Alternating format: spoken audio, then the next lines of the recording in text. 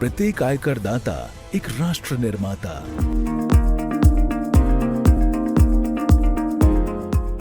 देश भर के सभी श्रोताओं को मेरा नमस्कार एवं हार्दिक अभिनंदन।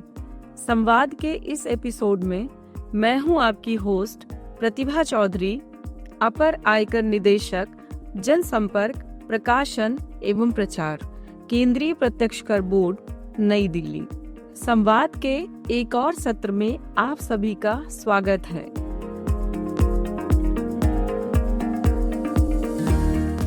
ये संवाद कार्यक्रम आयकर विभाग एवं आकाशवाणी का एक सम्मिलित प्रयास है, जिसका उद्देश्य है देश भर के सभी करदाताओं को कर संबंधी मुद्दों पर जागरूक करना। आयकर रिटर्न दाखिल करते समय होने वाली सामान्य गलतियां और उनसे कैसे बचें, इस पर विशेष एपिसोड में आपका स्वागत है। जैसा कि आप जानते हैं, इस साल ITR दाखिल करने की आखिरी तारीख 15 सितंबर 2025 तय की गई है। समय भले ही बढ़ गया हो, लेकिन लास्ट मिनट का इंतजार करना भारी पड़ सकता है। आइए जानते हैं वो अहम बातें जो ITR भरते समय हमें ध्यान रखनी चाहिए। आज हमारे साथ इस विषय पर चर्चा के लिए यहाँ आकाशवाणी के इस चैनल पर मौजूद हैं श्री अमित खटावकर। अमित जी भारतीय राजस्व सेवा के 2015 बैच के अधिकारी हैं। अमित जी ने CPC बेंगलुरु में अपना काफी अहम योगदान दिया है। अपने कार्यकाल में अमित जी विभाग में विभिन्न पदों पर कार्यरत रहे हैं। आकाशवाणी के इस कार्यक्रम में आपका स्वागत है अमित जी। आयकर विभाग एवं टीम आकाशवाणी को मेरा हृदय से आभार और सभी श्रोताओं को मेरा नमस्कार। इस कार्यक्रम में आमंत्रित करने के लिए बहुत बहुत धन्यवाद। अमित जी, सबसे पहले हमारे श्रोताओं को आप बताएं कि ITR फॉर्म भरते समय सबसे आम गलतियां कौन कौन सी होती हैं? ITR फाइलिंग में सबसे आम गलतियों में शामिल है गलत ITR फॉर्म का चयन करना, क्योंकि हर टैक्स पेयर के लिए ITR फॉर्म अलग होता है। उदाहरण के लिए ITR 1 सिर्फ उन्हीं के लिए है जिनकी आय 50 लाख से कम है और आय, सैलरी, एक हाउस प्रॉपर्टी और अन्य साधारण स्रोतों से है। इसलिए सही ITR फॉर्म का चयन करना आवश्यक है। इसके अलावा गलत व्यक्तिगत जानकारी देना, जैसे पैन, आधार, पता, मोबाइल नंबर, ईमेल, गलत या अधूरा बैंक का विवरण देना, सभी आय स्रोतों की रिपोर्ट न करना, जैसे फ्रीलांसिंग, ब्याज, किराया, क्रिप्टो आदि, फॉर्म 26AS व AIS एनुअल इंफॉर्मेशन स्टेटमेंट से मिलान न करना, गलत छूट और कटौतियों का दावा करना, ITR फाइल करने के बाद उसे सत्यापित वेरीफाई न करना, परिवार की आय को न जोड़ना जहां जरूरी है, कटौतियों के लिए कोई प्रमाण न रखना, अग्रिम कर या स्वयं मूल्यांकन कर का भुगतान न करना और म्यूचुअल फंड स्विच से हुए लाभ की रिपोर्टिंग न करना। जी, हमारा अगला प्रश्न ये है कि गलत ITR फॉर्म या विवरण देने से क्या नुकसान हो सकता है? अगर आपने गलत ITR फॉर्म चुना है तो रिटर्न को दोषपूर्ण माना जा सकता है या अमान्य कर दिया जाएगा। इसके अलावा आय की कम रिपोर्टिंग पर 50% से 200% तक जुर्माना लग सकता है। जी गलत विवरण के कारण रिफंड में देरी होने की संभावना है। जी गलतियां होने पर नोटिस मिलने की भी संभावना हो सकती है। जी इसलिए रिटर्न सावधानी पूर्वक भरना जरूरी है। जी कृपया हमारे श्रोताओं को ये बताएं कि फॉर्म 26AS, AIS और ITR फॉर्म में विसंगति होने पर क्या होता है? फॉर्म 26AS और AIS, जिसे हम एनुअल इंफॉर्मेशन स्टेटमेंट कहते हैं, में जो जानकारी होती है वो आयकर विभाग के रिकॉर्ड में पहले से होती है। अगर आपने इनसे मेल न खाती हुई जानकारी अपने ITR फॉर्म में दी है तो आपको नोटिस मिल सकता है। यदि फॉर्म 16 और 26 ईयर्स में अंतर हो तो रिफंड कम मिल सकता है या रिकवरी का नोटिस आ सकता है। ये काफी महत्वपूर्ण बात बताई हमारे श्रोताओं को। हमारे श्रोतागण जानना चाहते हैं कि किस स्थिति में करदाता को अपने परिवार के सदस्य की आय को अपनी आय में जोड़ना पड़ता है। यदि आपके नाबालिग बच्चे या गृहिणी जीवन साथी की आय कुछ स्रोतों से है, जैसे एफडी का ब्याज, किराए की आय आदि, तो उसे आपकी आय में जोड़ना जरूरी हो सकता है। जी धारा 64(1)(a) के अनुसार नाबालिग बच्चे की आय को माता पिता की आय में जोड़ा जाता है। जी। अगला प्रश्न ये है कि अगर रिटर्न दाखिल करने के बाद किसी गलती का पता चले तो क्या किया जाए? अगर आपने समय से पहले रिटर्न दाखिल किया है तो आप उसे धारा 139(5) के तहत संशोधित या रिवाइज कर सकते हैं। जी इसमें कोई जुर्माना नहीं है। जी आप आईटीआर को तब तक सुधार सकते हैं जब तक 31 दिसंबर की तारीख नहीं आ जाती जी या आपकी असेसमेंट जांच पूरी नहीं हो जाती, इनमें से जो भी पहले हो। जी आईटीआर को कई बार रिवाइज किया जा सकता है, इसमें कोई सीमा नहीं। जी।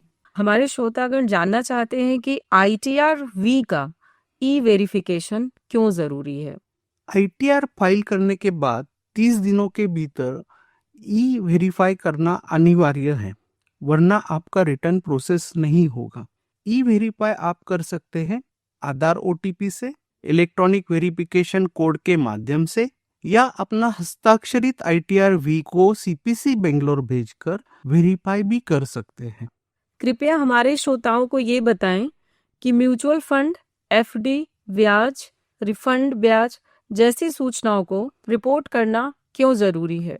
म्यूचुअल फंड स्कीम में स्विच होने पर होने वाला लाभ कैपिटल गेन माना जाता है, इसलिए इसे आईटीआर में दिखाना जरूरी होता है। एफडी पे ब्याज भले मैच्योरिटी पे मिले, लेकिन उसकी आय हर साल अन्य स्रोत, इनकम फ्रॉम अदर सोर्सेस में बताना अनिवार्य है। इसी प्रकार आयकर रिफंड पर मिले ब्याज को भी आय में शामिल करना चाहिए और टैक्स नियमों के अनुसार रिपोर्ट करना होता है। कृपया हमारे श्रोताओं को ये बताएं, क्या कुछ डिडक्शंस, एग्जिम्पशंस क्लेम करने से पहले कोई फॉर्म भरना पड़ता है? हाँ, कुछ विशेष मामलों में आईटीआर दाखिल करने से पहले संबंधित फॉर्म भरना जरूरी होता है। उदाहरण के लिए फॉर्म 10(e) अगर आपने बकाया वेतन लिया है और धारा 89(1) के तहत राहत चाहते हैं। इसी प्रकार फॉर्म 67 यदि कोई करदाता भारत का निवासी है और अगर ऐसे करदाता ने विदेश में आय पर टैक्स दिया है और उसका क्रेडिट भारत में क्लेम करना चाहता है।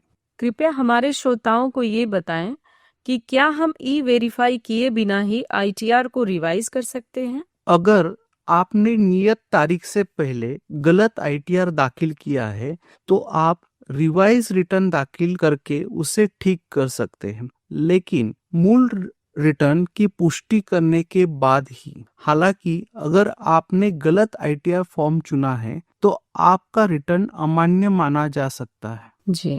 कृपया हमारे श्रोताओं को ये बताएं कि गलत जानकारी या फर्जी दस्तावेज देने से क्या हो सकता है, इसके क्या परिणाम हो सकते हैं? नकली दस्तावेज जैसे फर्जी किराया रसीद, बीमा रसीद देना जुर्माने का और जांच का कारण बन सकता है। आयकर विभाग ने अब ऐसी फर्जी कटौतियों पर सख्ती बढ़ा दी है, इसलिए हमेशा सही दस्तावेज के साथ कटौती का दावा करें। जी। कृपया हमारे श्रोताओं को ये बताएं कि निवास स्थिति का सही निर्धारण करना क्यों जरूरी होता है? आपकी रेसिडेंशियल स्टेटस, रिहायशी स्थिति से तय होता है कि आपको भारत में कौन सी आय पर कर देना है।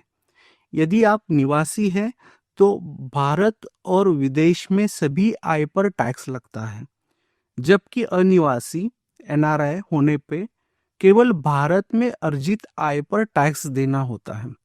इसी वजह से आईटीआर में सही रेसिडेंशियल स्टेटस दर्ज करना बहुत ही जरूरी होता है। जी। कृपया ये बताएं कि अनडिस्क्लोज्ड इनकम क्या है?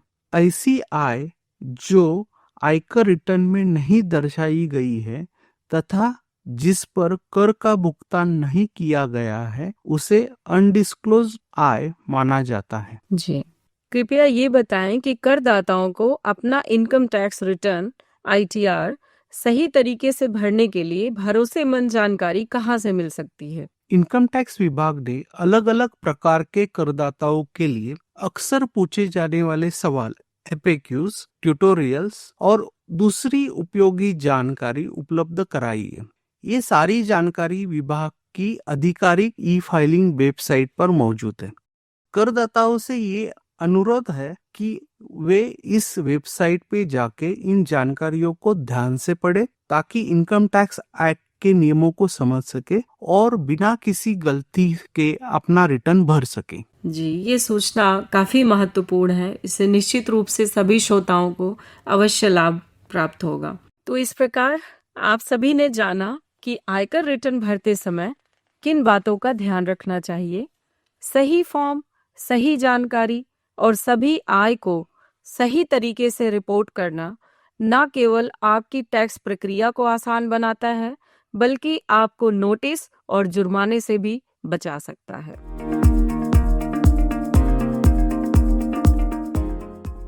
आशा करते हैं कि आज की चर्चा से आपको काफी जानकारी मिली होगी। रिटर्न भरने की आखिरी तारीख है 15 सितंबर 2025। उसके पहले अपना ITR जरूर भरें और उसको समय पर ई-वेरिफिकेशन करना ना भूलें।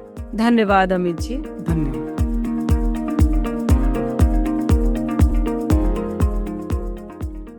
हम अपने श्रोताओं को ये भी बता दें कि यदि उनको इस विषय से संबंधित कोई अन्य जानकारी चाहिए, उनका कोई प्रश्न हो या फिर वे कोई फीडबैक देना चाहते हैं तो कृपया हमसे हमारी ईमेल ID ddsamvad.prpp@gmail.com पर संपर्क करें। इसके अलावा आप और अधिक इंफॉर्मेशन और एजुकेशनल कंटेंट के लिए हमसे हमारी वेबसाइट incometax.gov.in एवं हमारे social media channel X, YouTube, Instagram, Facebook, LinkedIn पर जुड़े रहें और अधिक जानकारी के लिए सुनते रहें आकाशवाणी। नमस्कार, जय हिंद। प्रत्येक आयकर दाता एक राष्ट्र निर्माता।